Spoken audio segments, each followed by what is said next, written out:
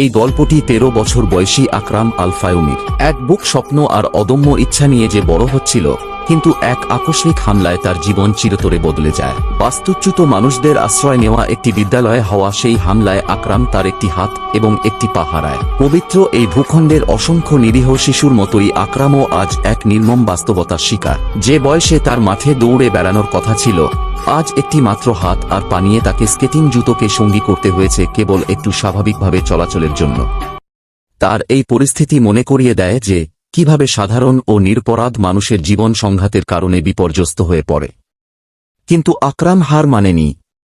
তার এই বেঁচে থাকার লড়াই শুধু নিজের জন্য নয়, বরং এটি সেই সব মানুষের কণ্ঠস্বর যারা অন্যায়ের মুখেও নিজেদের স্বপ্নকে বাঁচিয়ে রাখতে চায়।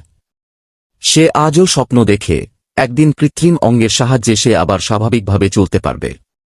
বিশ্বের প্রতিটি প্রান্তে থাকা বিবেকবান মানুষের কাছে আকরামের এই গল্প এক বড় প্রশ্ন। নিরীহ শিশুদের ওপর এই ধরনের আঘাত আর কতদিন চলবে?